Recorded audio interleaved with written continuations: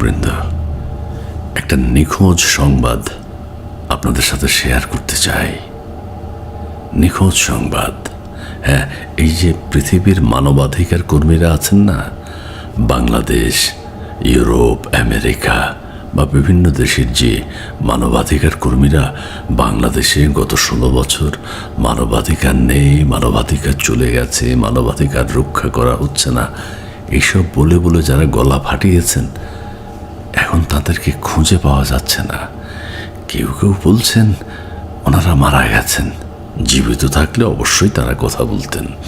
গত 3 মাসে যা হচ্ছে এগুলো নিয়ে তাদের কথা বলা উচিত ছিল, কিন্তু তারা কিভাবে বলবেন? তারা তো মারা গেছেন। আবার কেউ কেউ বলছেন না, মারা যায়নি, তাদের নাকি মানবাধিকার হরণ করা হয়েছে।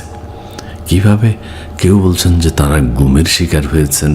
বাংলাদেশে যারা 16 বছর যাবৎ মানবাধিকার শেষ হয়ে গেছে, মানবাধিকার ধ্বংস হয়ে গেছে, এগুলো নিয়ে কথা বলতেন।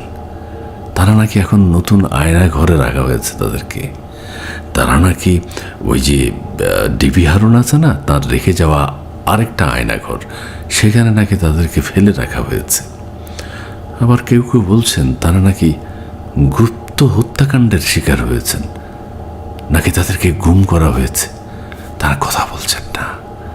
তাদের যে ফ্রিডম অফ স্পিচ, সেটি তারা ভুলে গেছেন। গত 3 মাসে বাংলাদেশে তেমন কিছু হয়নি। এটা সরকার পরিবর্তন হয়েছে শুধু।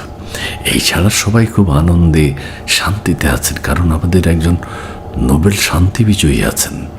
এই মব জাস্টিস, ইনজাস্টিস, আদালতে লাথি মারা, ডিম ছুঁড়ে মারা, এগুলো কোনো ব্যাপারই না। এগুলো শান্তির একটা নিদর্শন।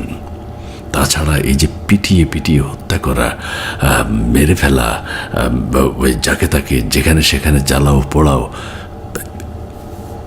এগুলো নাকি ঠিকই আছে। এগুলো নাকি নোবেল শান্তি পুরস্কারের সাথে জড়িত। যারা নোবেল পান তাদের দেশে নাকি এরকমই হয়।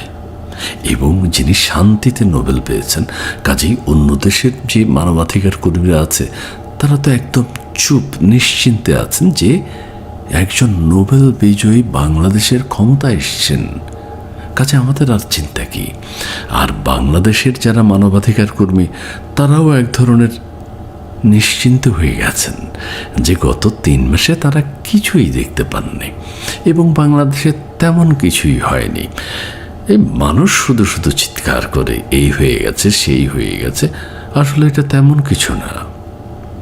এইসব কিছু যদি বিগত সরকারের সময় হতো তাহলে ঠিক আছে, তখন না হয় কথা বলা যেত।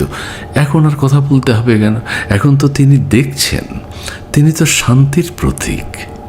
তিনি শান্তি নিয়ে এসছেন বাংলাদেশে জাহাজে করে। কাজে বাংলাদেশের মানুষ এখন শান্তি আর শান্তিতে বসবাস করছে।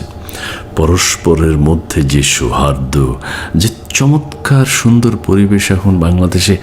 একটা পরিবার, আমরা তো একটা পরিবার, একটা পরিবারের কনসেপ্ট, 3-0 কনসেপ্ট, সোশ্যাল বিজনেস, ক্ষুদ্র ঋণ, কি নেই বাংলাদেশে? সবই আছে, সবই আছে। কারণ মানবাধিকার কর্মীরা এখন এই বিষয়ে কথা বলবেন না, কারণ এত কিছু আছে বাংলাদেশে, তাদের কথা বলে কী লাভ? আবার কেউ কেউ বলছেন যে তাদের যেহেতু মানবাধিকার হরণ করা হয়েছে, অর্থাৎ মানবাধিকার কর্মীদের যেহেতু মানবাধিকার হরণ করা হয়েছে, তারা কীভাবে কথা বলবেন?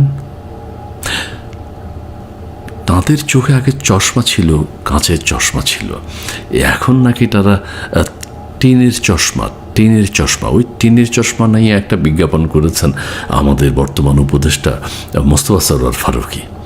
টিনের চশমা দিলে নাকি কোনো কিছুই দেখা যায় না। তারা টিনের চশমা কিনেছেন। তারা কিভাবে দেখবেন যে বাংলাদেশে মানবাধিকার হরণ হচ্ছে না যাচ্ছে না? তাদের কিচ্ছু যায় আসে না। আমরা তাদেরকে অভিনন্দন জানাই, সাধুবাদ জানাই। গত 3 মাস তারা কিছুই দেখেননি, কিন্তু গত 16 বছর লম্বা সময় তারা দেখেছেন এবং বলেছেন, এবং এইও বলেছেন যে গেল রে মানবাধিকার আর রাখা গেল না এই সরকারের সময়। এখন সেটা বলতে হবে না। তারা শান্তিতে আছেন, বিশ্রামে আছেন, তারা নিখোঁজ হয়ে গেছেন। এখন আমরা যে উদ্যোগটা নিয়েছি, যদি কেউ তাদের সন্ধান দিতে পারেন, হ্যাঁ, যদি কেউ তাদের সন্ধান দিতে পারেন, তাহলে অবশ্যই উপযুক্ত পুরস্কারে ভূষিত করা হবে। মানবাধিকার কর্মীরা, মানবাধিকার নেত্রীরা, নেতারা, মানবাধিকার সংগঠনরা, দেশীয় এবং আন্তর্জাতিক, সবাই এখন গুমের শিকার। ভালো থাকবেন।